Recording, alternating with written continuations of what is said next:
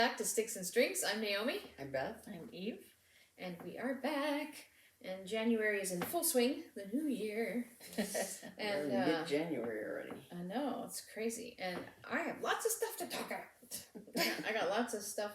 I have lots to talk about. The fact that it's mid-January terrifies me. Well, I know. There's that. But yeah. But it's been a busy week already. Yeah. Mm-hmm. Yes, very. But so who wants to go first? Shall I go first? I will, because okay. I have very little to you go first. Talk about. Okay. Hold on. Getting threads. Yeah. Okay, so right now I'm working on DMC's Black Whale. I know. Such an imaginative name. Those names really bother you, don't they? They do. Every time you talk about them, you're bothered. All of their names are like that, though. Toucan, black whale, turtle. Yeah. They need someone on their design team to come up with cute names. So I'm doing the bottom. There's this one on top. There's one on the bottom. I'm doing the bottom one. I can't show you the pattern because there's no picture. So, it's just the pattern. They're free. DMC has a gazillion free patterns. Anything you could possibly want. And I started working on this not last October, but the October before that. That's about my speed. And I'm like, I want to finish it. I have a wood piece that I want to finish it on, and I gave it myself. It's not on my WhipGo. I was going to ask you if it was on your WhipGo. No, and this is just because I have some quilting stuff on my WhipGo, and so this is one of the cross stitch things that I wanted to work on this month to try to get done. I don't know if I'm going to get any of them done, but those are the cross stitch I'll work on. But it's also the quilts. So, oh shoot, I've got stuff everywhere. Sorry. Okay, so that's what I'm working on. Sticking. You're a mess. I also been working on the kitty quilt. No, I haven't. I've been working on it a little bit daily, but in between doing this and that and the other, and I wasn't feeling well for a few days. The day before yesterday, I went to bed at 8:30 and got up at 9:30. I never sleep that much. You mean an hour later or 13 hours? 13 hours later. I was like, you went to bed at 8:30, got up at 9:30. It sounds like more sleep than I actually got, because Robert walked in my bedroom at a little after 1 a.m. to tell me that he had run in the amount of time he needed to run. Okay. I'm like, congrats. I thought it was morning. I'm like, you woke me up at 1 a.m. to tell me? Yeah. Okay.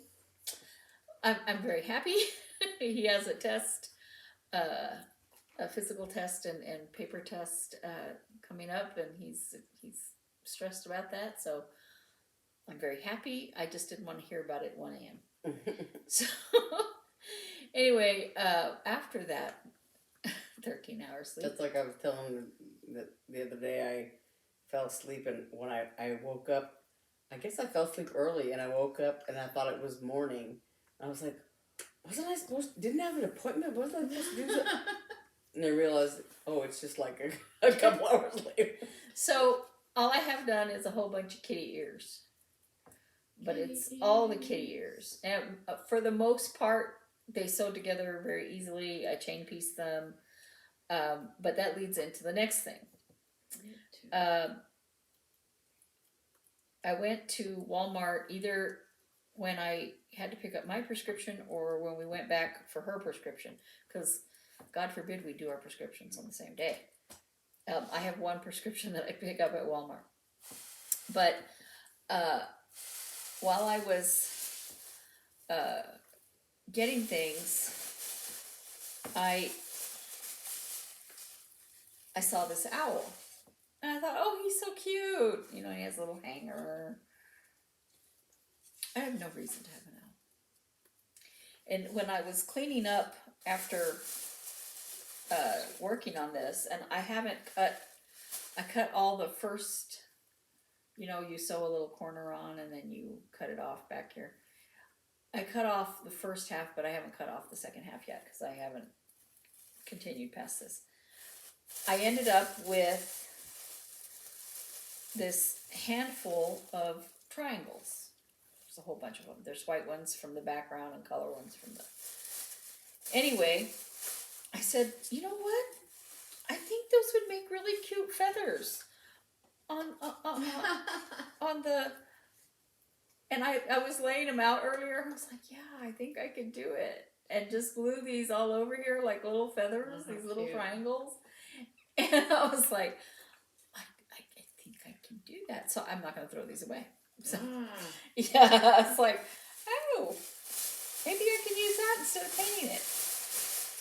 Not that I buy these things all the time. There's a whole stack of them back here. I don't know why I buy them.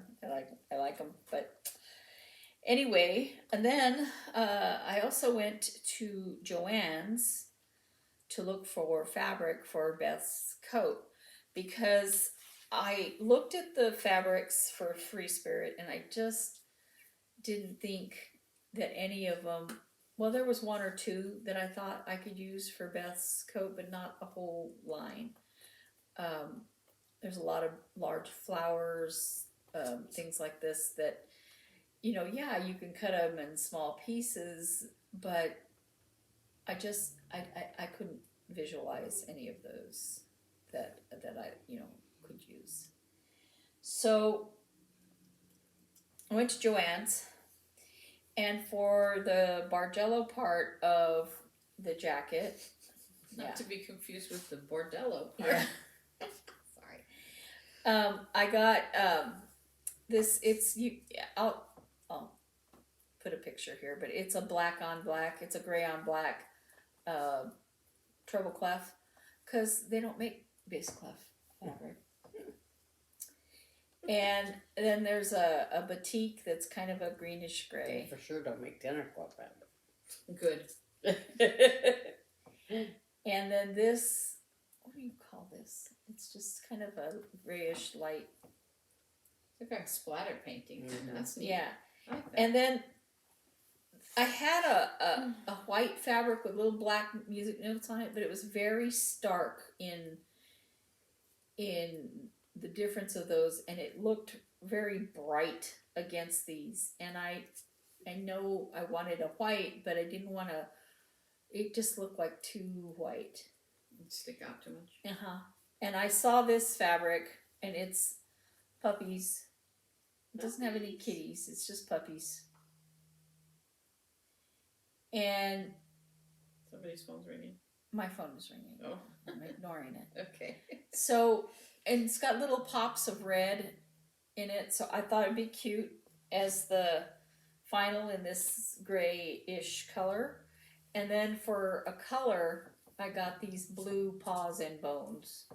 And again, not cats, but all the cat fabric just, it was either huge, the pattern, or ugly, or babish.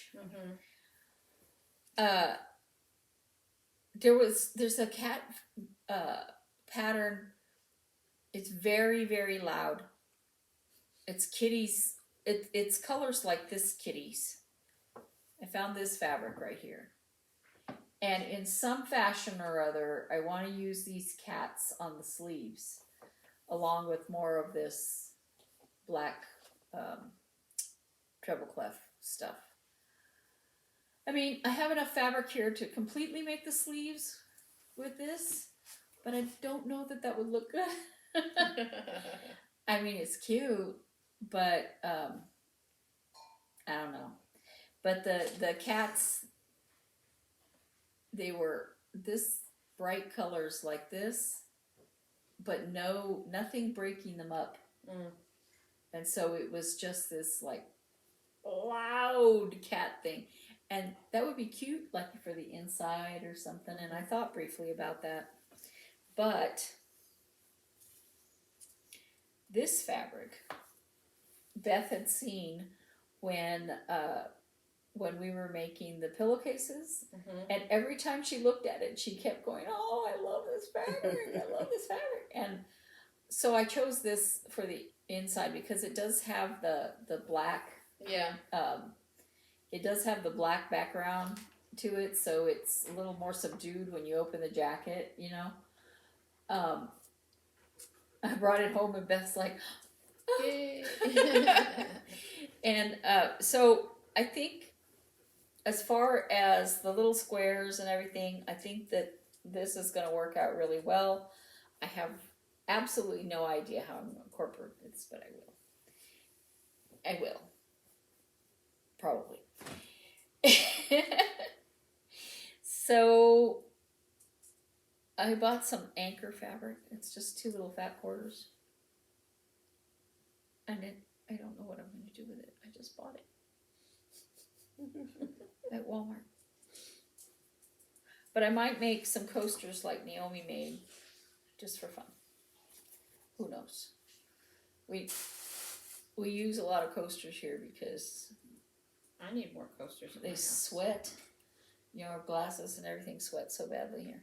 Okay, so other than stories, I guess that's it.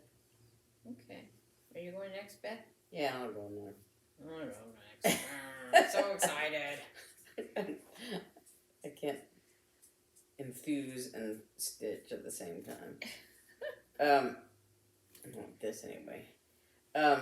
So I'm working on, I guess you could call it a secret stitch. So I'll show a little bit of it, just a little sneaky bit of it, in a second here because the one thing about this is that it's a very loose weave, and so my needle keeps falling out of it. Barky.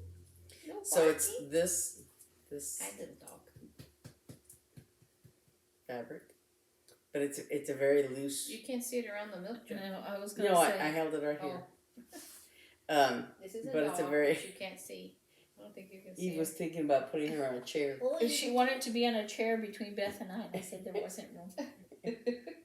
But Trying to keep her from barking. Can you poke your sweater is blocking her nose? There she is. Hello. Hello. Okay. All right. But good girl. Okay. but so I'm trying to just show a little sneaky peek of this here. I'm working on it. So I have the pattern down here. But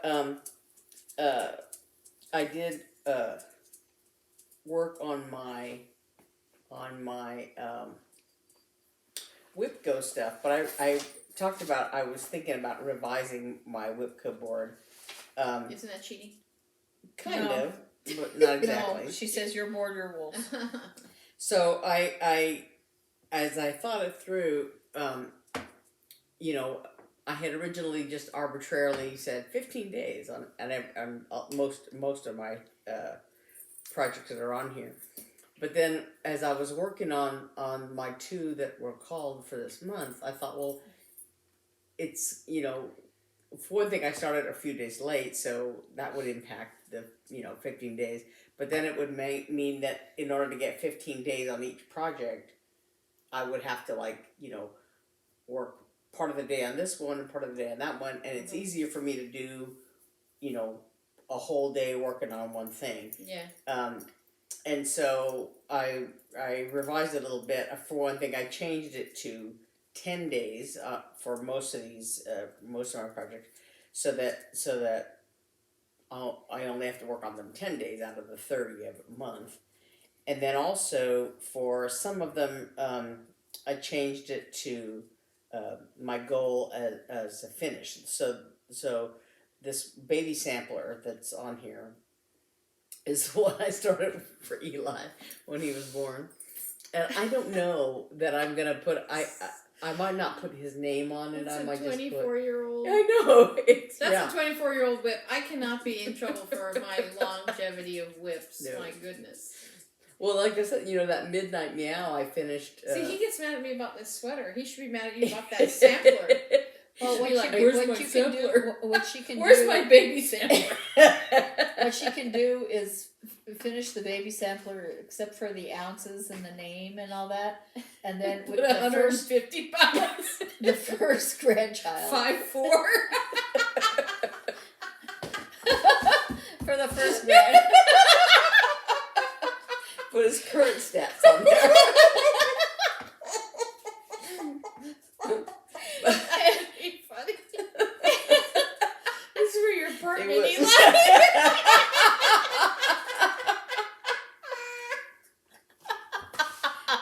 Pretty much. I finished my whips, doggone it.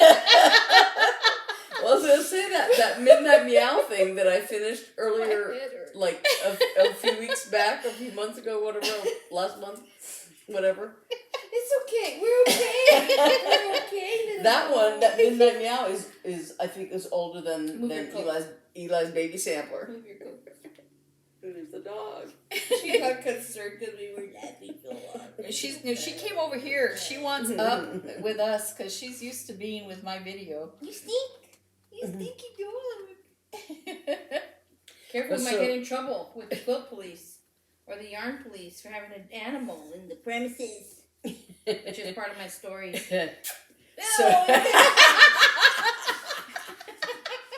So anyway, as I was saying, so like for the baby sampler and this one of the Biscarnia that I'm working on, I had put finish because I could because with the baby sampler, I have to do the border and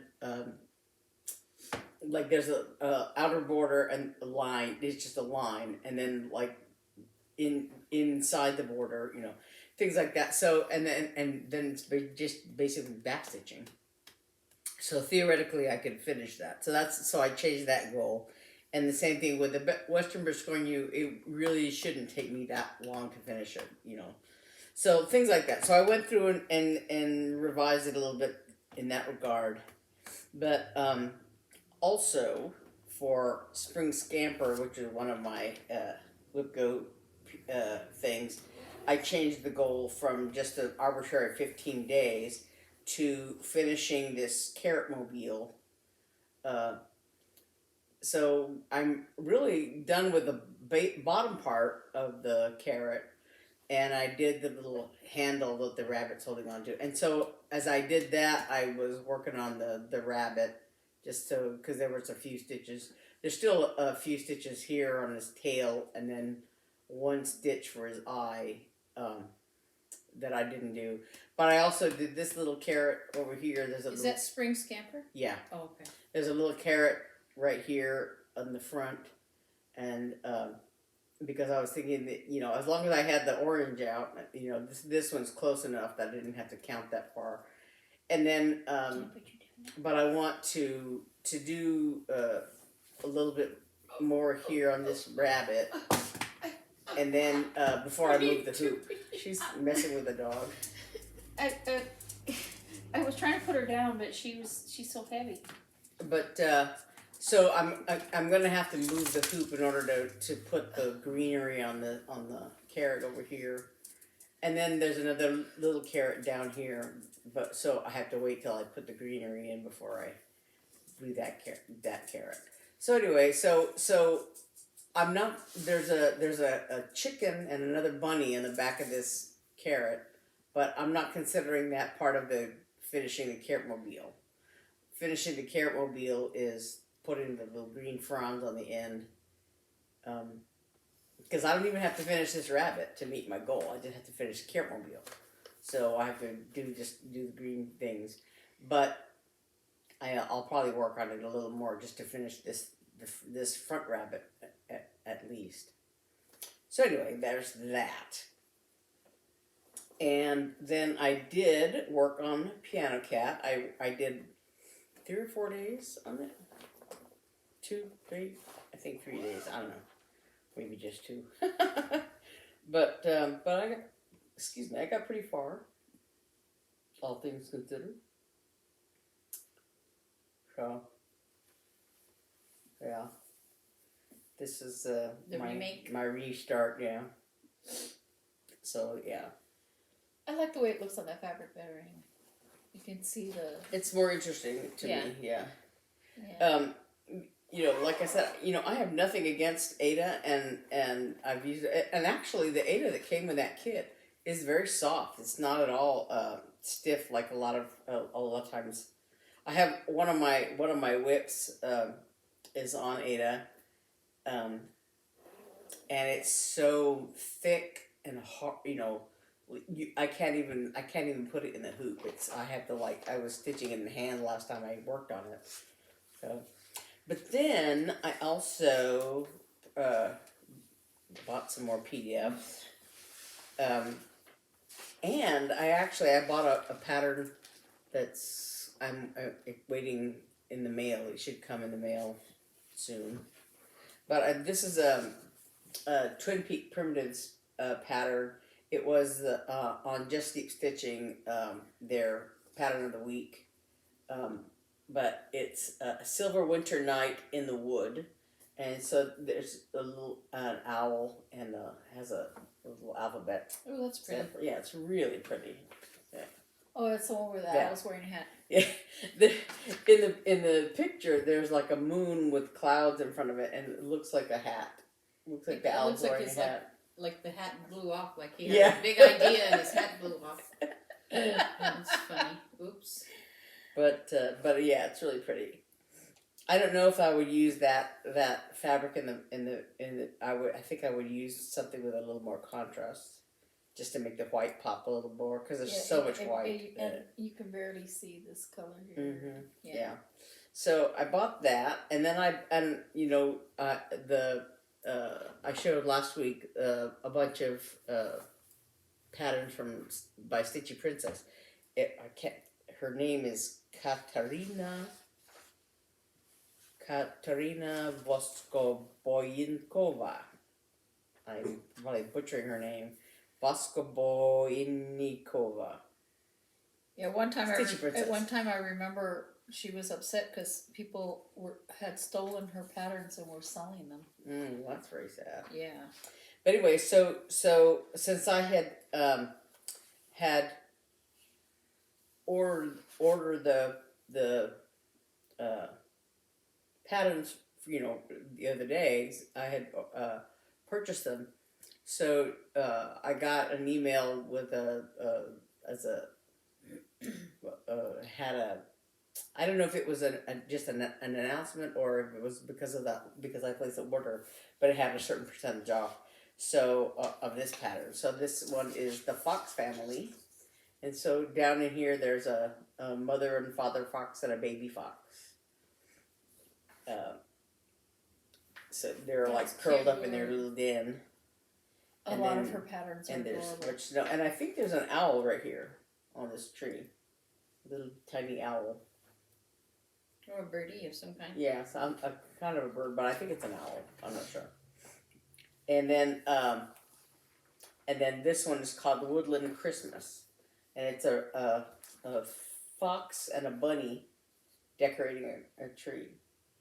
The fox has he's got a little garland. And the bunny has a little ornament, has a box of ornaments here. Cute.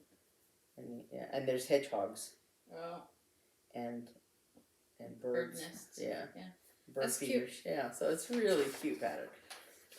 And I talked about last week about when I was showing the rabbit, carrots and eggs pattern from Stitchy Princess. Uh-huh. I was talking about Dolce Dormir, April Dolce Dormir, and by Madame Chantilly is the designer.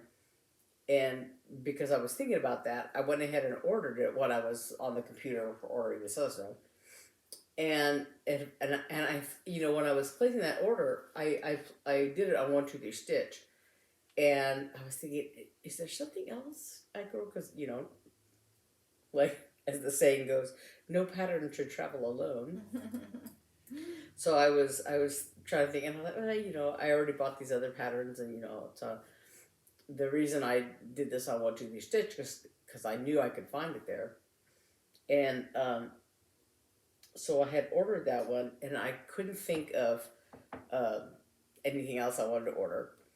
And then afterward, I was going through my phone because I knew I had written the Dolce Dormir title in my phone because to keep track of it, and so I went to go like delete it because I had ordered it, and then there's a Biscornu pattern in there that I had written a note on to, so I could remember it to order it. So I should have ordered that, but I didn't. So next time. But so anyway, so I'm waiting for that pattern to come in the mail, and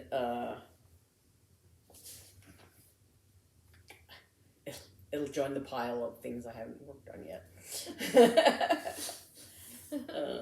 We all have those piles. Yeah. Is that everything? I think that's all I have. All right. Well, actually, I'm going to pause the video because I had a big finish, and I'm going to go get it. Oh. Oh yeah. Oh yeah. Yeah. So hang on. Let me finish this before I drop all my stitches. Okay. Just a little minute. A moment. For you, it'll be nothing. For us, it'll be a minute. If I can actually press the button. Hello. Okay, I'm back with my big finish. Again, we cover up Beth. I gotta cover Beth up. Put that down, Beth. Yeah, one second. Get it oriented correctly. Watch the drinks. Yeah. Oh. It's okay. Your drink toppled to the. So I finally finished. Fully finished. Here's the binding. I have some close-up photos, but here is. I like this pretty stitch you did on mine. Here is the quilt all finished, and I put a quilt label on it. It says for my father, Christmas his name, and Christmas 2021, and by me, and so I got it all done. And the backing is this light blue color. I thought it matched when I bought it. Doesn't really, but it's okay. Yeah, I'll put up some close-up pictures, but I washed it, and it's like nice, and I love that washed quilt wrinkly look. So I was able to give him his second Christmas present. Just the other day. I'm actually gonna put it back here on the couch. Oh, sorry, Beth. I sat on you. Take it back. We look comfortable here, but we're actually sitting on top of each Yeah. other. Snuggle up. What we need is like more space this way so we can put the camera Further away. I don't know. Something. We need something. I can't figure it. So here I'm playing yarn chicken. Look at this. But I'm finally binding off one sleeve. I love it in Very Pink Knits pattern that this is. It's I guess it's called. What's it called? Learn to Knit a Men's Sweater is the name of the pattern. And it has instructions for the sleeve, and then it says, I'm sure this goes without saying, but you'll need to knit the other sleeve too. But so I don't know if you can see, I'm binding it off. That's what I've been doing during this video. So one sleeve down. One sleeve basically down, yeah. And it was funny because I had it in my mind that it was going to be 16 inches long. And then I went to write, because I've been keeping track of how many decreases, how many repeats of the decrease I did, so that when I make the second sleeve, I know exactly how many to do, and I don't have to think about it. But, so each repeat for the decrease is an inch, fortunately, so I was kind of counting like how many I would need, and I knew that I would just need one more to make it 16 inches. So when I finished that round, I measured it and made sure and everything. And then I went to write in the pattern, because on my iPad you can write in there. And I was going to write how many repeats. And then I saw the highlighted where it said 16 and a half. So I had to add half an inch more. But anyway, it was just fun. So, because that's how I always am. And so this is almost done one sleeve. And then after that, I obviously have to do the other sleeve. But this sleeve went very fast. And then I have to put in a zipper right here. So that'll be okay. And then, what else? Okay, so that's that project. My goal in 2022 is to get my whips done, but also I have a lot of things to start. Yeah, I know, famous last words. So like Eve, I went shopping for fabric for my quilted jacket that I wanted to make. That's this one here, the Hunter Star. And we already talked about how I don't like this model sample. Just because it doesn't, like I said last week, it doesn't show the contrast of the star right here. So when I went looking for fabrics, I really wanted contrasting fabrics. And it looks like, it looks like in this model she used only 3 fabrics, I think. I think she only used a sort of light and a sort of dark that are too close to each other, and then a small black diamonds to make those stars.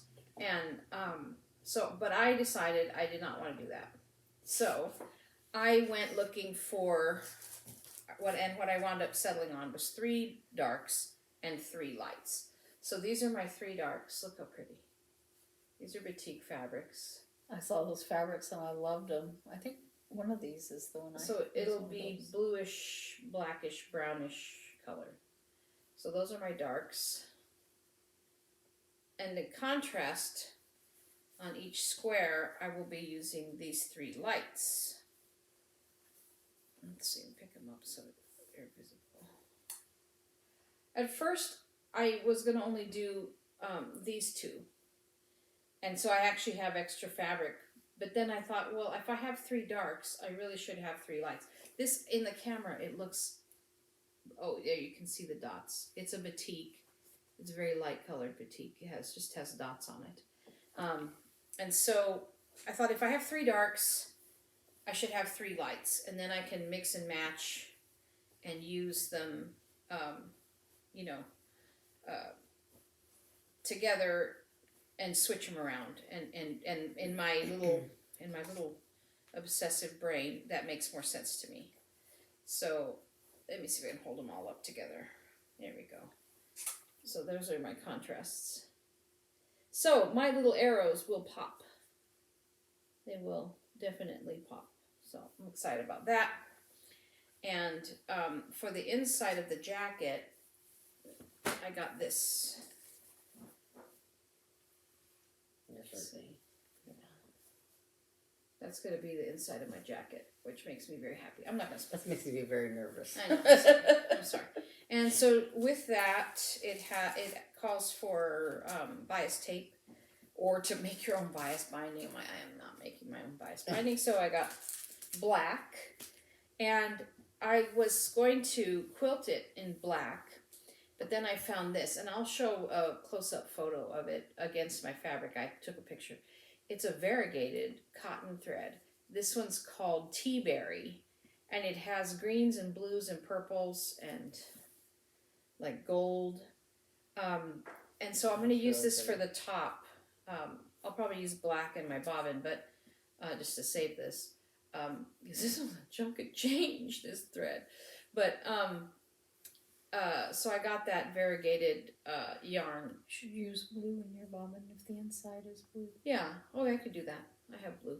So so that'll be or I don't know. I may go ahead and put this in the bobbin so that the inside is out. But anyway, for the top quilting, however I decide to quilt it, I'm going to use this variegated. So it'll show up. I kind of unrolled it and put it across the fabric, and you can really see the color changes. So that made me excited. So I did that. And then I also bought this variegated yarn, which I'll show you. For Hannah's quilt, I took a photo of it up against one of the stars, and this is called Autumn Leaves, and it has greens and reds and golds, and I think it'll go perfectly with her quilt. And I'm going to try to do that decorative stitching on the binding also. I don't know if it'll work through multi-layers of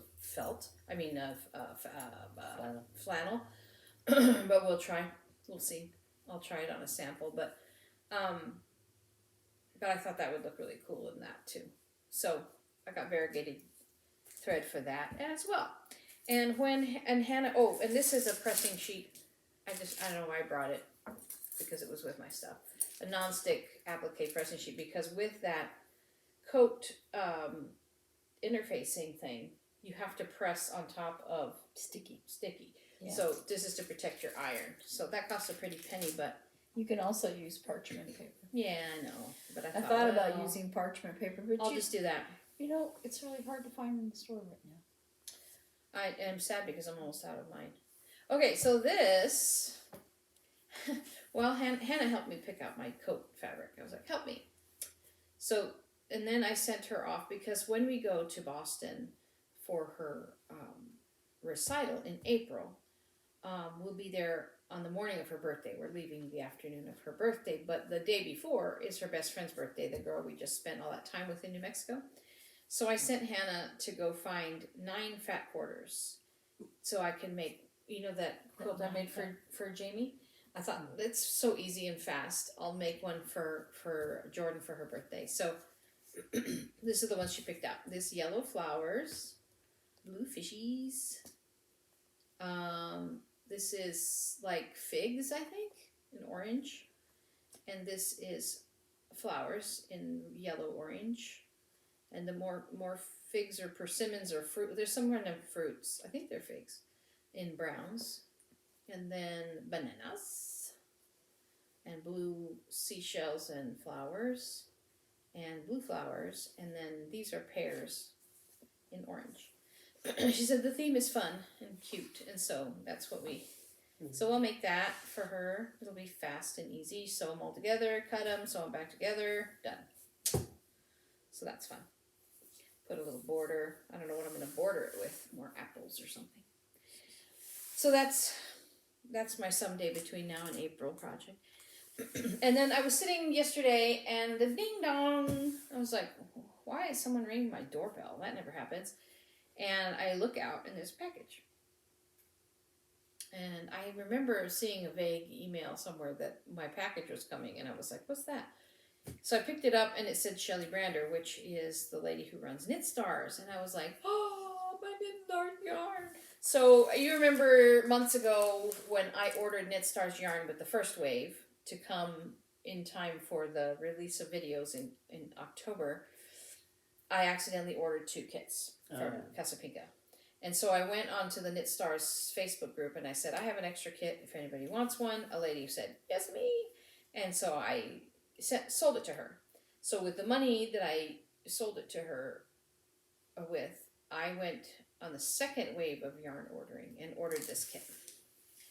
Because I would have ordered it had I realized I had more money to spend. So I thought I assumed you bought it when you were in New Mexico. No, it wasn't pug dog. It wasn't exactly pug dog. No, money. it wasn't pug dog money. It was I had budgeted to spend that amount of money, and you said, how did I spend my money? And I was like, wait, I already spent it, and so I didn't look. I don't know what I did. You know how it is when you're ordering online, and especially if it's in the middle of the night. It's like 5 o'clock in the morning because you want to get on before it's all sold out, and you're like, oh, wow, I already spent all my budget. Okay, that's what happened.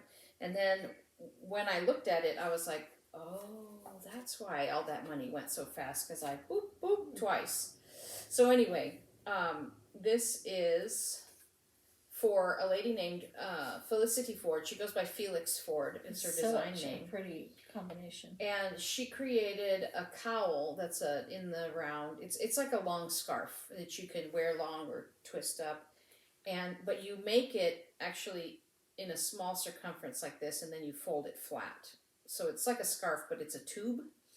And it's all color work. which is like 2 colors at a time, in different patterns.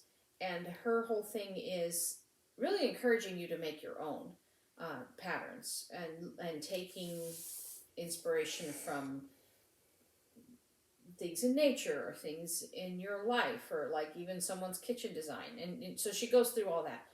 But she created kits inspired by different artists. And I don't remember all the names of the other artists, but this one is inspired by Georgia O'Keeffe, who is a famous painter from New Mexico.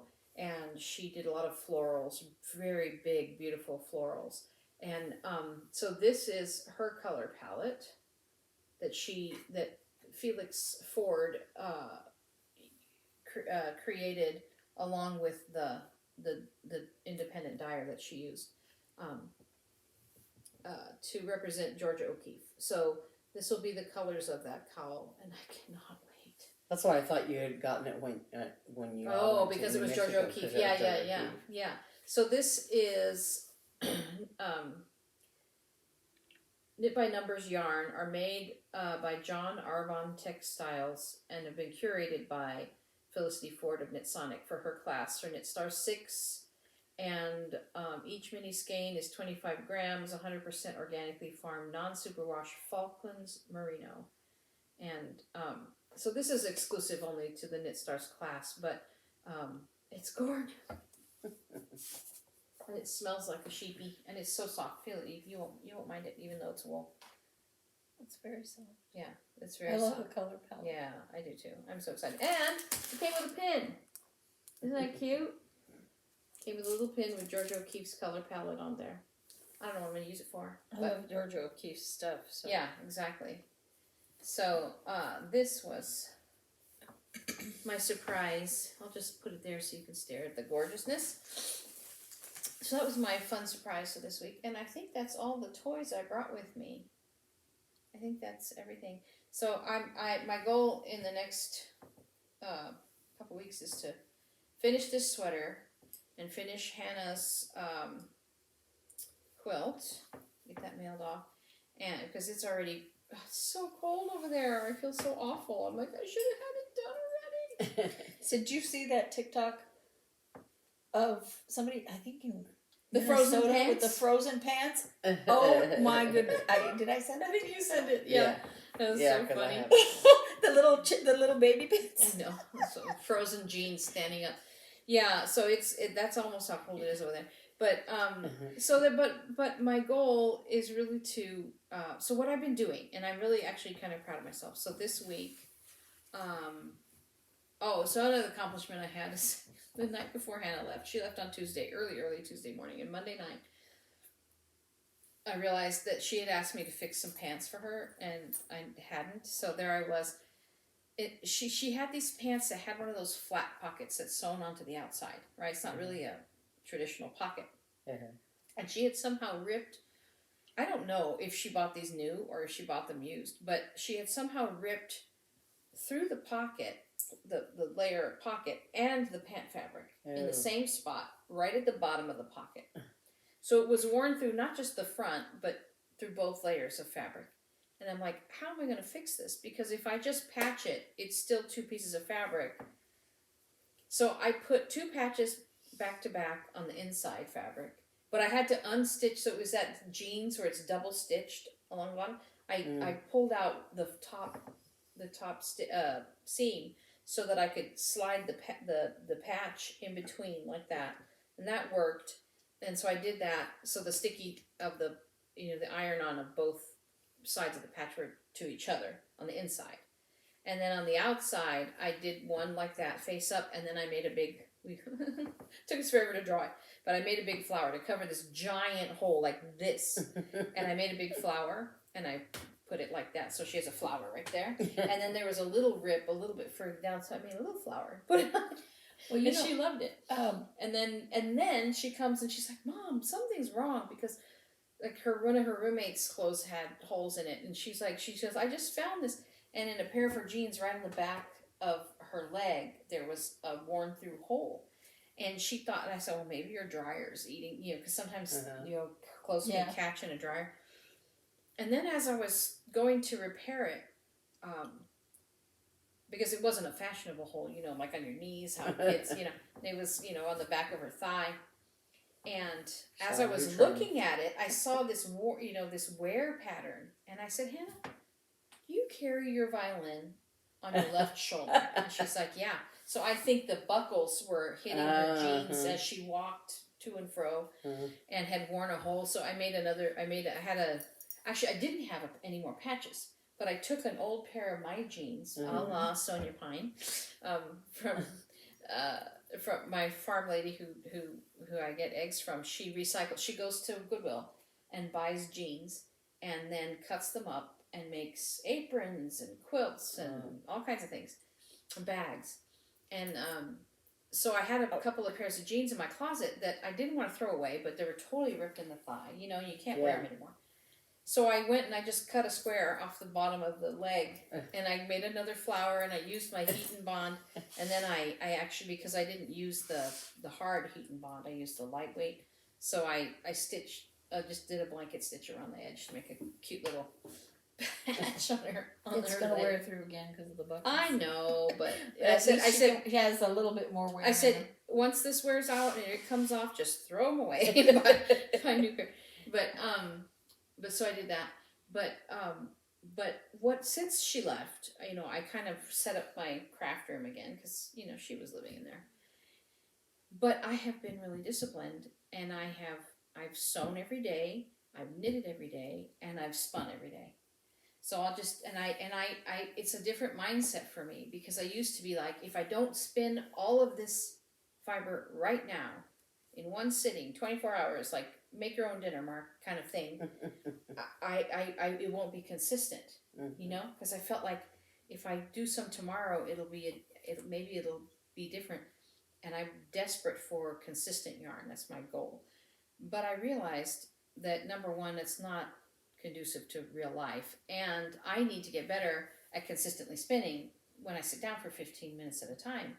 So I took this, I bought, last time I was in October, when I was in New Mexico, I bought that big brown, and it's highly processed fleece. It's not like anything precious to me, and I guess I don't care about it a lot. So I have stuff that I want to use for sweaters that I have planned in the future, but I thought this will be good. I'll use this, I'll practice on it, I'll do it every day consistently for a few minutes. So what I do is I pull off a chunk of wool about this long, and I pre-draft it out, and it makes a little swirl, and I spin it till it's gone. Maybe I'll do it twice if I have a little bit more time, and then I just leave it. So I've been really good about that. And then knitting, I got this done because I was like, I'm going to focus on this one project and get it done. And so then next on the list, I think, is Rachel's shawl, and then I have that Casapinka shawl, which I never finished. I haven't finished it. The Snarkometer. I keep looking at the bag that it's in. Going, I know, me too. I kind of want to finish it, but a little bit I'm like, that's for me. And so I always put off things that are for me. Yeah. Always. I think all crafters do. We all do, right? So, but once I finish Rachel's shawl, then I feel a little bit more sort of like, that's the next thing that's really been weighing on me. So I want to get that done, and then probably at that point, I'll probably make that jacket. Well, so my goals are this sweater and Hannah's quilt, and my kids should be taken care of for a little while. And then at the end of January, when I'm not trying to, I don't know if I talked about it on my channel. I don't know if we talked about it on this channel. We're replacing the garage door. Oh yeah. Yeah. And in order to do that, the garage needs to be empty back to a certain point. It isn't. And so I'm trying to go through stuff in the garage, work on this kitty quilt. I haven't even touched my son's quilt. You know, and then do things I have to do and still sleep at some point. And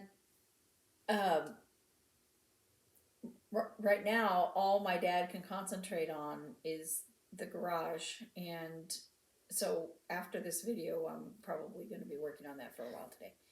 But so that has to be done, and so after After that's done, you'll feel better. After that, I'll feel better about cutting out the fabric for the. I may cut it before that, but I don't know. For the jacket and processing that in my mind. I want to do my 20 days on this quilt, and then work on Robert's because I can't. I don't know. And I'm so upset with the way Robert's, the first part's coming out. I'm like, ah. Oh, you know what? He's gonna treasure it. So okay, so Hannah owns the experiment. That's what I call that quilt. And I'm not proud of that quilt, but she loves it. And you know, I'm like, can I quilt the rest of it a different way than I quilted the first part? The thing I realized about quilts, and I realized this, if it's not going to the state fair, when someone is using a quilt, they're actually looking at about this much of it. Mm-hmm. And so the part that's down there that's crooked, they're not going to be looking at it. Well, plus there's nothing that you make that's perfect. No, and someday he's going to be looking and he's, oh, look at this crooked stitch, and he's going to think about you as a human being. So do not stress about it. Yeah, you don't want to. Don't make yourself sad about it. No, I'm not sad. I just like, can I pick out all that stitching? You could. And then... I picked out quilting before. It's but a pain. I don't think I'm going to. This whole thing. I had done one color here, and I started to do the next color, and I realized this stitch right here was like, instead of, it's over 2, right? So instead I had done it over 1, and I've like, I had to take it out because it wouldn't, these other things wouldn't fit. Sometimes and you so have I had to take all I had done all of this darker color. I had to take it all out. Sometimes you have to. But then so, then I said, no, even if the rest of it is slightly different, I think what I don't like is I went through the white parts, and I'm like, I don't know how to go around them. Come here, little dog. Come here. So stop barking, honey. I don't know. Anyway, I'll cross that bridge when I come to it. But I have, with the whip go, I'm like trying to do it, but if I don't, I have life to worry about, you know? Yeah. And so the jacket, it's not winter here anymore. It gets cold a little bit in the morning, but it was really, you know what though, today was really kind of chilly, even though it said 57. Every time I got out of the car, it was like, oh. But it's because we're in a warm house. Yesterday, it was actually very warm because I was like, when I first got dressed, I was wearing my sweatpants and a different shirt, I guess. I don't know. But then we were working in here, putting together that box of Tim's presents because he forgot his presents here. And I wanted to pad it very carefully because of that frame that was in there. I didn't want it to get broken. So I was like, figuring it out and, everything else. And so by the time I was finished with all of that, I was all hot and sweaty. And I thought, I've got to change clothes. So I put on a lighter pair of pants and a lighter shirt. But we were getting ready to go to Walmart, and it's always freezing in there, But so I walked outside, and the sun was shining and warm, and it was beautiful. It was still freezing in Walmart, but it was... Yeah, we were both getting out of the car. Do we need our jackets? We don't need our jackets. It's nice. The whole time I was in Walmart, I'm like... I know. Yesterday was like that. But today... it was... I don't know if you've been outside today. Yeah, I've been outside a couple times. Really cold. For me. Anyway, okay, so stories. Let's see. Where shall I start? Okay, I'm going to start with my quilt story. My quilt police story. Yeah. So I posted this picture. I'm going to put it up right here. Which is very cute. Of my kitty, Hobbs. Who would not let me finish my dad's quilt. Every time I sat down, he was like, "Ooh, a comfy quilt," and he right on it. It's so cute. He kept doing it, and I have pictures of him trying to help me sew with his little hand. And I was like, "You're gonna get your hand sewn." So I posted this on a Facebook group that's about quilting. I won't name it, and everyone was like, "Oh, so cute, so cute, so cute," And talking and saying their cat stories. Yeah, and saying their cat, and they put pictures of their cat on their quilts and all this. And then this one woman gets on there and says, "That means cat hair on your quilt. That's a big no-no." And I was like, so my response was, "Says who?" I'm like, first of all, it's going to a family member, and second of all, it's not a big deal. And I think what did I say? You What said, tell them to come talk to me. Yeah, I said, call the quilt police. Go ahead and call the quilt police because I want to talk to them. I'm like, so then she writes back and says, "Well, I see that you're a cat lover, and that's fine. Not here, but as long as everyone you give quilts to is as well." That's what washing machines are for. And I said, so then my response, I got pretty mad. And I said, "What is the purpose of your comment? Is it to try to make me look stupid?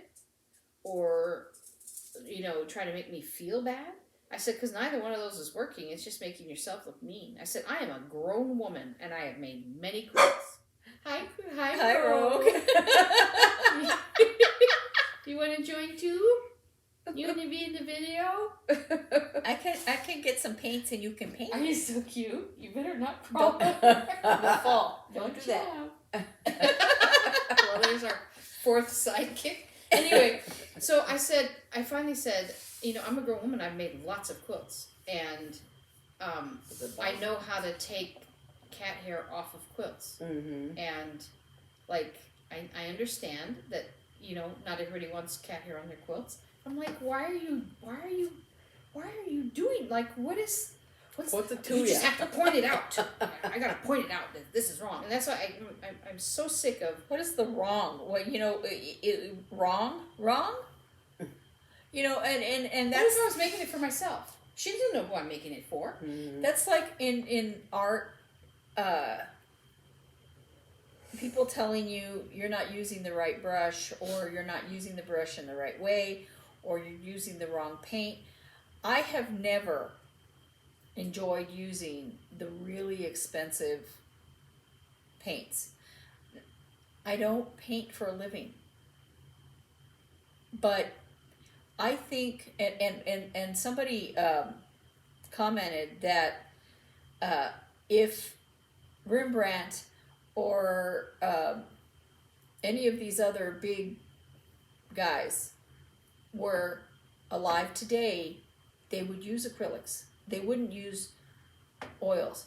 Oils take forever to dry, and they have all the house. You have to be careful how you're using them because of the fumes, and cleaning up is and don't get me wrong, I love oil paints.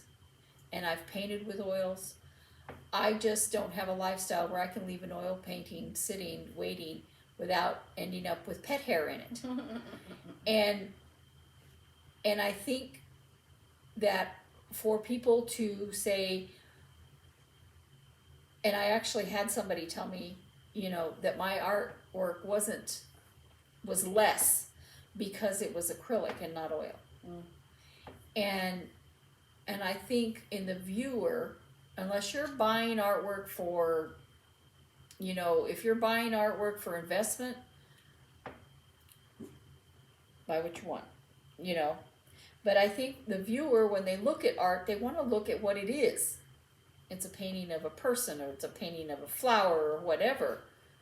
But it's not less because of what it's made out of. Well, but not only that, and but, don't tell me how to do it. Yeah, but not only that, but I just don't understand the concept of I'm going to go on there and tell you you're doing something wrong. Which I mean, it wasn't even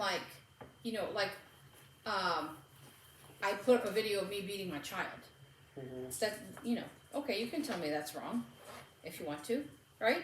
Because beating a child is usually Yeah. considered wrong. But I'm like, this is just a quilt. This is just a Facebook group about quilts. Yes, and It's about quilting. It's not an artifact. Yeah. And everybody's talking about how they quilt and this and that. And I'm like, this is just... And by the way, for your information, if it was crazy old lady, if you're watching, that fabric, it was that quilt. And the fabric he was sitting on was like a top sheet. And I was looking at it like it's one of those fabrics that almost repels cat hair. Like there was no cat hair on it. And I'm like, there's no cat hair. What's worse is all the threads everywhere. When you put it up here in front of me, I was like, there's threads. I know. But it just made me so angry because I'm like, what? Why do you feel the need? Well, and it's not just just that kind of thing. And it's like when you comment on how somebody's doing their triangles, Yeah. or whether they're using a fat quarter. Well, you get the same thing, like a pre-cut on this, or Ada versus linen. Yes, or, exactly. Or you should, you have to make your cross stitches this way. Why? Who cares? And so I was kind of mad this week about that, but so that was my one quilt story, and then my car story. Okay, so my car, two things. When we bought it, we were sort of stupidly coerced into getting this thing called Automate, which is like I guess it's like a conditioning for your paint, and it came with it. And so if you so they kind of try to charge you for it. Actually, Mark negotiated down. He's like, I'm not paying for that. You take the price of that off because that's stupid. It's like a paint thing. But because it was on there already in the car, we got this free, application every 6 months. You bring it back and it keeps your warranty. And if anything happens to the paint, blah, blah, blah, blah, blah. So I got this little thing in the mail and it came like right before Thanksgiving. And he said my application month was November, but it came literally right before Thanksgiving. And I'm like, that's not much of November left. And I am not scheduling myself to go out there for 2 to 3 hours to do this paint thing. So I was like, okay. But then January rolled around, and also I needed an oil change. My car was like, service due soon on the dashboard. Mm-hmm. And then it was like, service past due. So I'm like, I've got to go and get this done. I need to call. I keep forgetting to call, and I think about it at 10 o'clock at night, So then on my calendar, I get an email that says, you have a service appointment scheduled with the Mazda place on the 11th at 10:30 in the morning. I was like, okay, because sometimes they'll make appointments for you and stuff. So I was like, oh, okay, good, I'll go then. But I'm gonna call them to see if when I get my oil change, if they can do that Automate thing, the paint thing. And so I called that morning, and the Mazda place is 1,000,000 miles from my house. And so I called that morning and I said, I'm thinking, okay, I'm going to take my knitting, I'm going to sit there. But I called and I said, I wanted to make sure I could get the Automate done. And she goes, you have an appointment today. And I was like, I have an email that says I have an appointment on the 11th at 10:30. And she says, no, you don't, you're not on the schedule. I'm like, then why? She goes, oh, well, that's just our reminder that your service is due soon. I said, no, it says I have an appointment. And she's like, well, no, that's 2 different systems, and we're trying to fix it. It's a glitch. So I'm like, that's a big glitch. I said, are you telling me that if I'd gone out there and driven all the way out, that I would have not had an appointment? And he's like, no, we would have helped you anyway. But it's just our reminders thing. And I'm like, okay, this is messed up. So then I finally actually had the appointment. Then I had to postpone it because I was so tired on Wednesday I was supposed to go, and I could not wake up because Tuesday morning I took Hannah to the airport, and Wednesday morning I took Mark to a test that he had early in the morning, and as we were driving back, I'm like, I am not going to turn around and drive back all the way to the Mazda place in this sleepy state, so I postponed it again. When But I she got it says done it's finally. very far, It's like half Phoenix hour. Phoenix is a very, very wide city, and because it's not just Phoenix. It's Phoenix and Glendale and Laveen and Mesa and Tempe and Chandler and Scottsdale and you know and the greater Phoenix area. yeah, and The Valley of Phoenix the Sun. megalopolis. yeah. So yeah, it's far and it's half an hour if you don't hit any traffic. Well, that and it's On the freeway, Yeah. if you don't hit any traffic. yeah, and then it's just so inconvenient. And then you, of course, you're at a service area and you have to.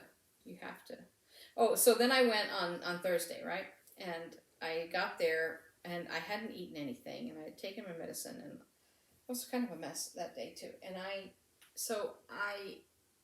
got there and I was like, maybe I'll just call in lunch. So I postmated myself some lunch while I sat there. But I was sitting there, and for a lot of the time I had my headphones in, but at one point, I'm kind of sitting, they have these tables near the service area. And they have other chairs with TVs and stuff a little further away, but I like the table because I put my knitting and everything. And where I was sitting, I could hear them talking in the service department.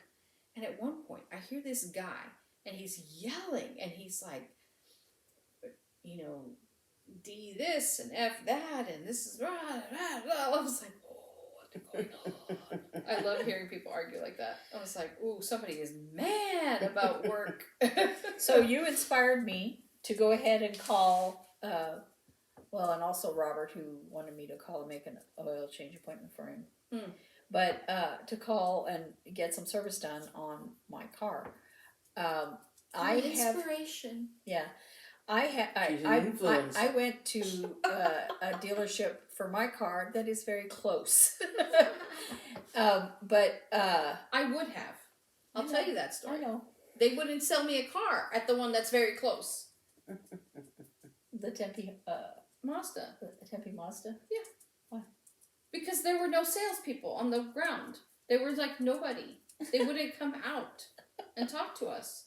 We wandered the lot and looked in cars and stood there and walked through the lobby, and still no one came out to help us. Yeah. Anyway, that's why I went far away. Oops. I have I never buy extended warranties on anything, but on this car, I went ahead and got an extended warranty just for electronics and air conditioning, because when air conditioning goes out in your car here, it's a problem, and so otherwise the other stuff I wanted done, I would have taken it somewhere else. But the back hatch on my car, it won't open sometimes, and it seems an electrical issue. So I called and made an appointment. I made it for 7:00 on Tuesday. In the AM? Yeah. Before Bible study. Right? Mm-hmm. I got a confirmation email. You are confirmed for 11:00 on Tuesday. I'm like, that is not the appointment I made. And I was like, what am I going to do? Because Beth and I were talking about it. Now, I don't know how we're going to get to Bible study without a car. So I'll probably just go and I'll leave early. Oh, next Tuesday? Mm-hmm. Oh, I can pick you up. Because I could. I plan to go next Tuesday. I couldn't this Tuesday because I thought I had an imaginary appointment. So I stayed home and missed. So, because I it was for thinking nothing. I could just take it early because they're going to give me an Uber back, and No, I'll pick you up. It's fine. okay, problem solved on video. You But have I was now your just- video evidence, so if I flake out, you can yell at me. So it's one of those things where okay, what was the point in my calling and saying 7 a.m. and putting in my calendar 7 a.m.? So did you call them back and change it? No. Oh. I'm just going to drop it off there at 7 a.m. Yes, makes sense. And then, you know, if it's done before that, you know. Yeah. They'll probably call me during Bible study and tell me what time, I mean, how much it is, and I'll have to say, you know, one thing or another. Yeah. But, yeah. All Because I have more time in the AM. Well, I'm glad I inspired you to get it fixed. Yeah. My only story has to do with somewhere this holiday season, and I think it was at that 3 Favorite Things party, but I don't know. But I got a tube of lotion, and it seemed like, you know, like it smelled good, whatever. And I had it in my stitching area on my bed. And the other day, you know, my hands have been, you know, since I moved here, I guess, because of the dry air or whatever, they're just always look horrible. And so I thought, oh, well, I've got this, you know, this big tube of lotion. Speaking of which. and so I thought, I'll just, you know, and I squirted some out and put it, and I thought, okay, that smells okay. And then I thought, that's really annoying. I don't like the smell, and I didn't like the feel of it either. It felt kind of, you know, and then but the problem is, in the meantime, I picked up that spring scamper, and I think I might have gotten some on there or something. But so, like, I thought, I really can't stand this. So I and I went into the bathroom and I washed my hands, and I washed them with, you know, with soap and with, you know, and I think I washed them more than once, and I could still smell it, and then, like, I think it's like, oh yeah, I remember that lotion that you got. Huh? I remember the lotion you got, and I thought it smelled good. I got one there, and I like Both of you did. I didn't. But I think we got a different one. Yeah. So I like mine. But, like, so in my bedroom now, in the corner, you know, I thought, what else? Because I think I had, when I was putting it on, I had, like, used it on my arms too, you know, just to try to, like, you know, spread it out or whatever and I think I had put some on my face, and I was like, it's everywhere. I can't get rid of the smell. And since I had the brain surgery, you know. Oh, that's sometimes surprising. I'm surprised you could smell it. Well, I could. Every once in a while, I can smell things, but not always. But also, what happens is, a smell will get, like, stuck in my head. So, like, when I first had the surgery, and when I first moved in with Eve, we lived on Baylor Street, and outside my bedroom was the patio, and the first time my nephew barbecued back there, you know, kind of the smoky smell kind of got in my room. You know, I could smell it through the you know, window or whatever. But then, like, for days afterward, that's all I could smell, as you know, and I thought, like a brain worm. Like I thought did the smell of the smoke, the barbecue smoke, like, get on my bedding or my blanket, or, you know. And so Naomi had come over, and she couldn't smell it, you know. Yeah. But it was like, I smell smoke. I smell smoke, and it's, I don't know if it's that way with the lotion, whatever. But it's like, probably I smell it everywhere, and I was like, I can't get rid of it. I can't get rid of it. Sometimes it's like that when you're, like, grossed out by something, and then you feel like you smell it all the time, like, you know. Or like when you get a spider on you. Yeah. And you get it off, but then you still feel, like, everywhere. I hope that was the last spider. Yeah. when we were growing up, I had my bed on a wall that wasn't with the window, was opposite the window. but spiders were always crawling up my bed and getting in my bed. And we lived on the mesa, and so fortunately we never got scorpions, but spiders were frequent. And I mean, that's probably why I can't stand spiders. I mean, because you know, those little furry ones that would jump at me, and you know, daddy long legs, and they were always in my bed, always. And I just, if I see a spider in my room, in my bed, in my house, I cannot calm down. When I was in Florida, I was sitting in the living room, and there was like a curio wall, see-through, between the living room and the kitchen, and there was just a doorway, you know, person wide, not very wide, into the kitchen, and the kitchen wall was bright yellow, and I looked up, and there on that bright yellow wall, right in that doorway, was a spider that was about this big. Big long legs going up and down. His body wasn't very big, but his legs huge. And I'm like, my broom is in the kitchen. I kill spiders with a broom. But my broom is in the kitchen. I have to get by the spider in order to kill it.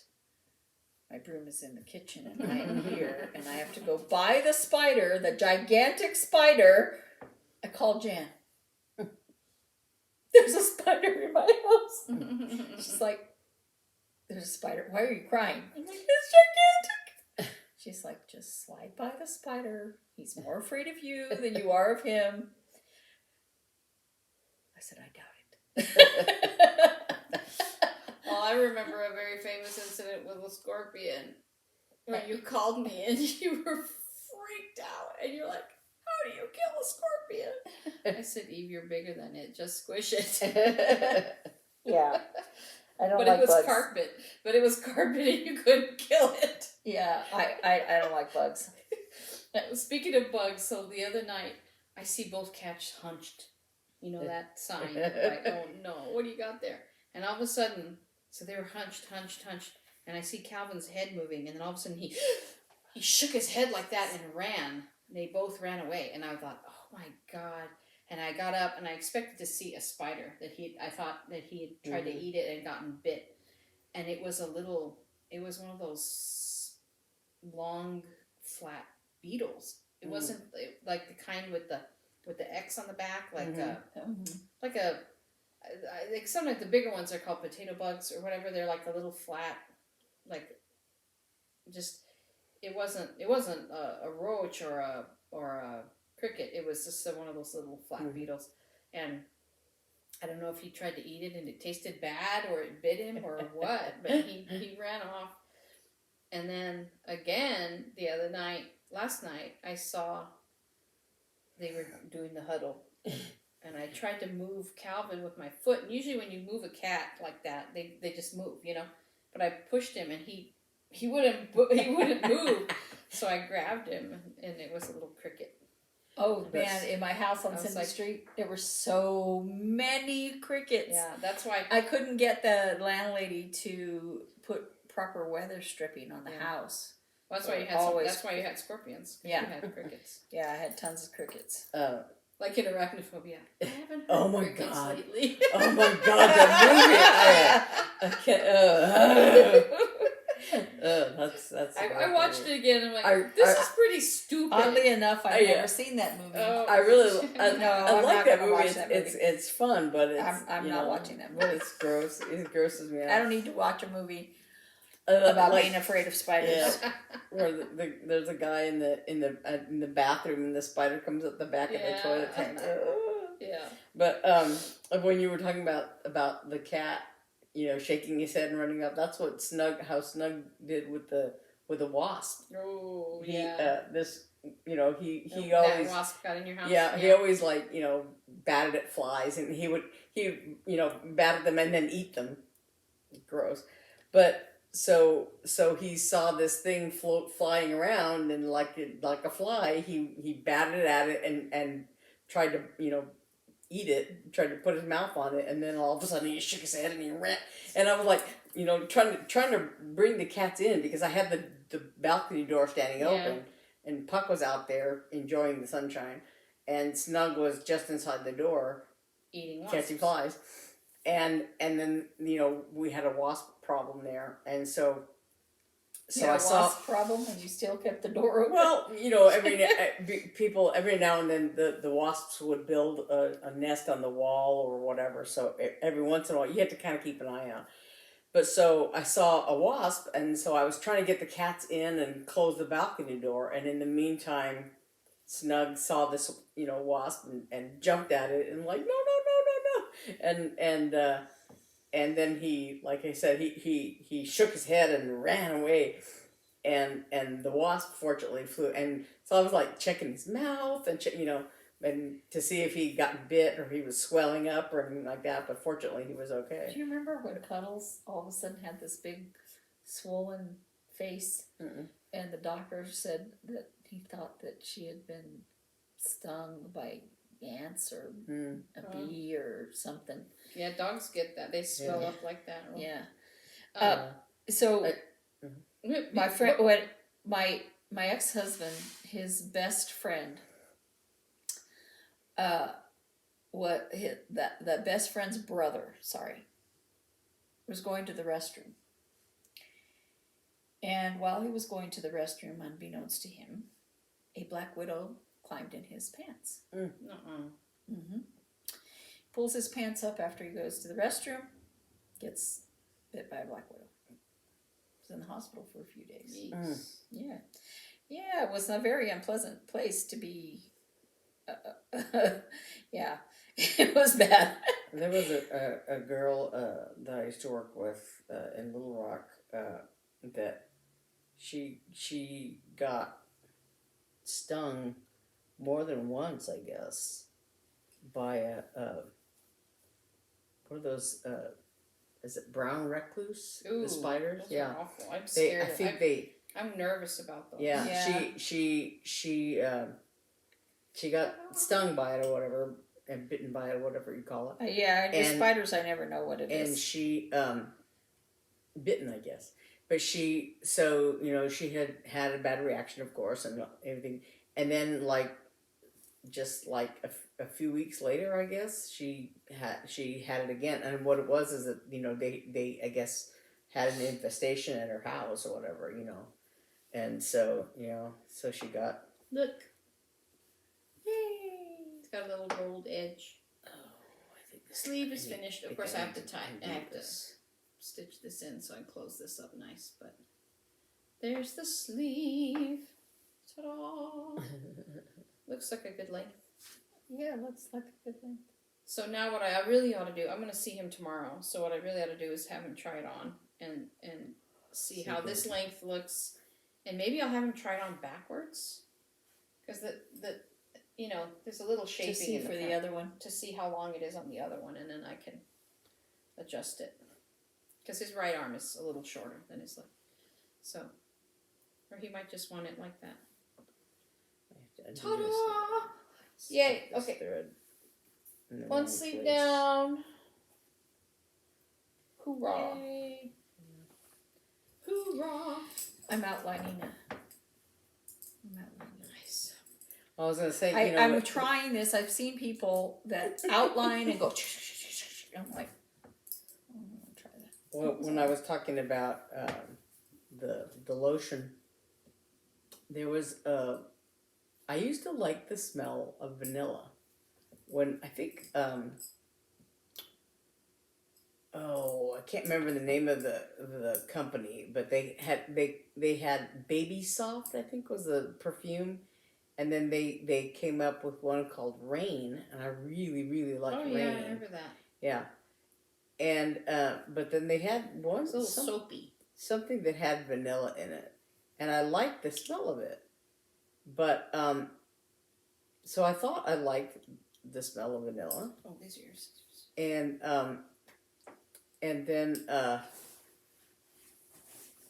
somebody gave me, and I don't remember which came first. There was a woman in my office there at Family Life in Little Rock who I had some kind of lotion or something from Bath and Body Works, and everybody loved the way it smelled and blah blah blah.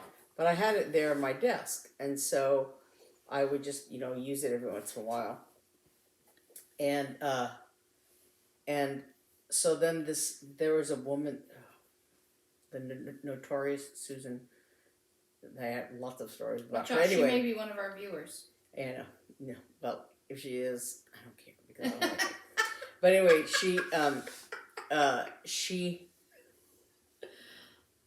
she then brought a bottle of lotion from Bath and Body Works, but it had like kind of vanilla in it, and you could smell that lotion like all over the office, right?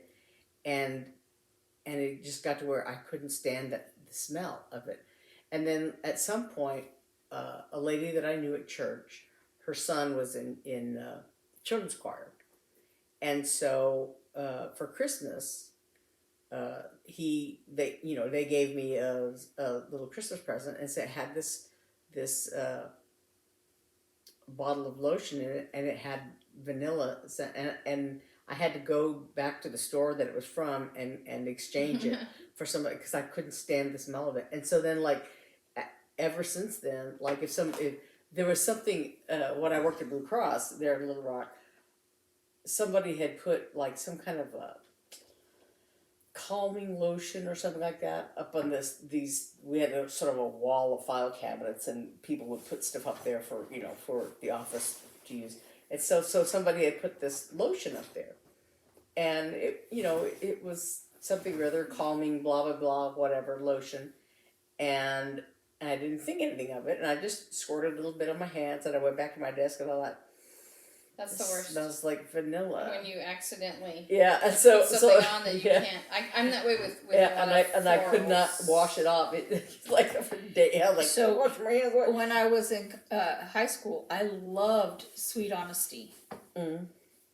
And then I went my freshman year to Wayland, and in my English class, there was an older woman that was auditing the class. And she bathed every morning in Sweet Honesty. And no matter where I sat in that room, she sat beside me. She was a nice woman. Very nice woman. But she bathed in that stuff. And I would leave that class with a horrible headache. And I never want to smell that ever again. Ever again. I mean, it was just to the point where I'm going to throw up. I forgot what she said, but there was one time I was in there is a perfume that exists. It might be out of fashion now because I haven't smelled it in a while. That gives me an instant headache. One of those. And I was working in a department store, so I would smell it very often. But I never knew what it was. And there was a woman that was there, and I could smell it. And like, I need to identify the enemy. So I said to her, "Can I ask you what perfume you wear?" I'm sure she felt complimented. But I just wanted to know, what is that horrible smell so I can avoid it. When I was in graduate school, there was a guy in one of my English classes. And ordinarily I didn't sit near him, but this particular day, I don't know if he was late or I was late or something, and there was only one place available to sit, and it was right behind him. And he smelled like garlic. And it was one of those that, I don't know if he had it in his clothing or if he had it for breakfast or something. Coming out his pores. But, yeah. And so I sat through that whole class with my shirt like this. So Mark, because I could not. One year, Mark decided that he loved chopped liver. And he, at Passover, we bought some. Leave the house. I know, we bought some. It was just a little pate. And he was like, "Oh, this is really good." And he was eating it. And it was very garlicky. And then also, maybe at the same time, he was on a hummus. Maybe it was the hummus. He was on a garlic hummus kick. And finally, I said, "Honey, I'm cutting you off. You might not eat that anymore because it was just, you know, Yeah. like, Well, it just comes out your pores. I had a coworker that he would always wear sweaters. Mm-hmm. And oh yeah, and you talked about him. and never he- washed them. no, and he ate garlic constantly, and I actually had to go to the owners and say, I can't sit by him anymore because we were sitting not quite this close, but pretty darn close like that. And I said, I can't. Yeah. You know, I said, I'm not trying to be mean, but he smells. And the boss went to him and said, look, you know, you can eat what you want, but don't eat garlic before you come to work. Yeah.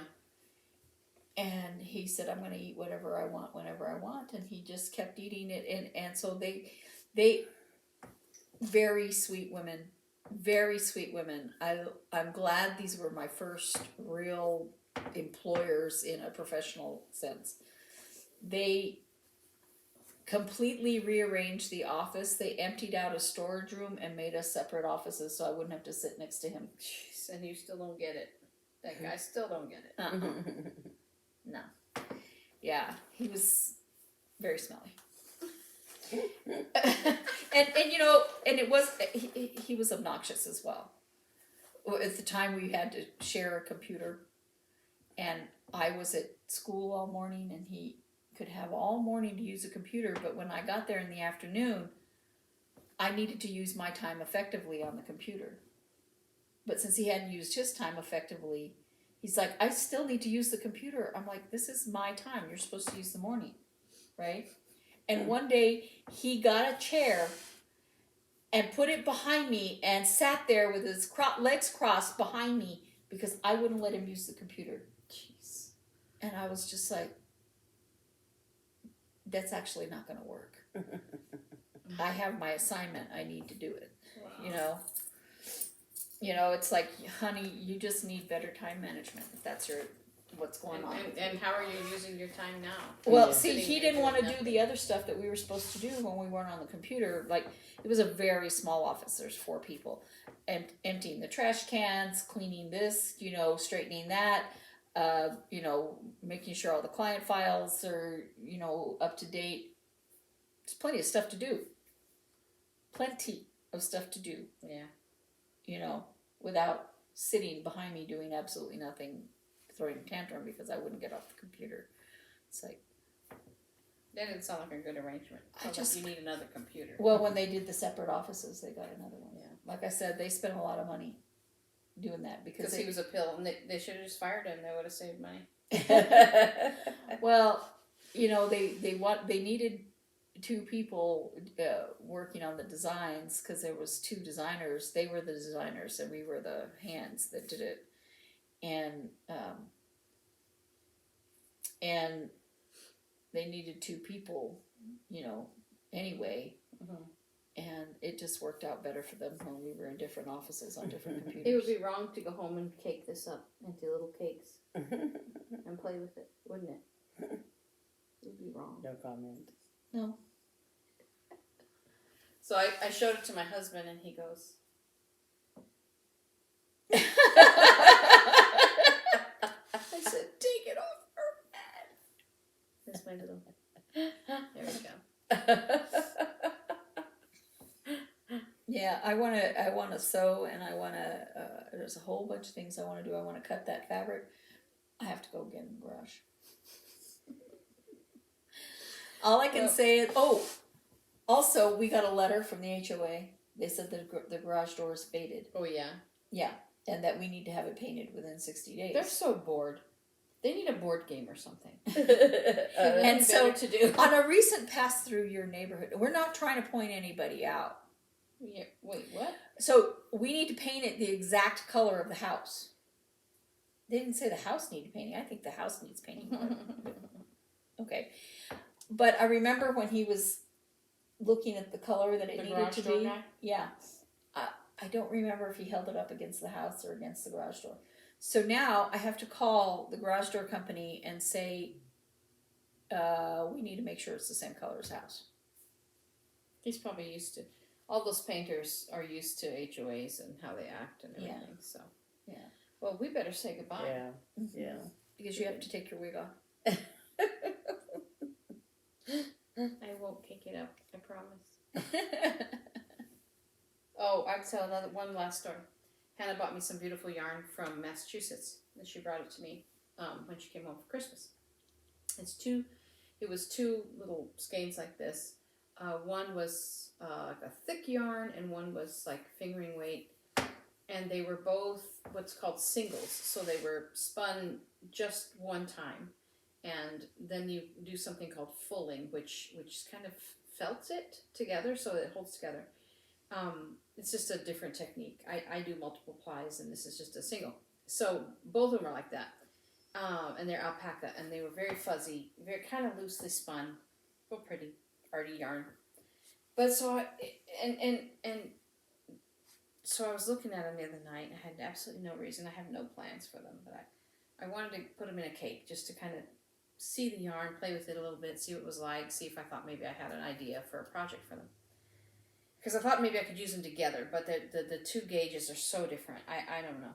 But so I put the bulky one on my Swift and I put my yarn winder and I put it into a cake. And it's really not a lot of yardage. But then I took the little one and the thinner yarn, put it on, and I was winding, and all of a sudden, I'm winding, and I looked down, and there was dirt all over my table. Oh.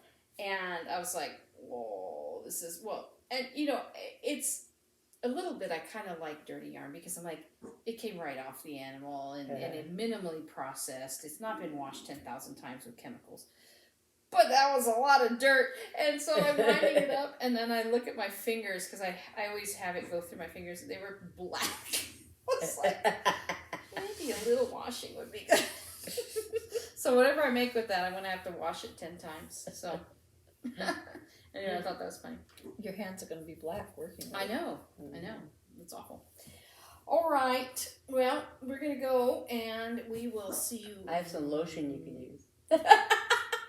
We'll see you next. I'm going to use it and come sit by you. All right, we will see you next week.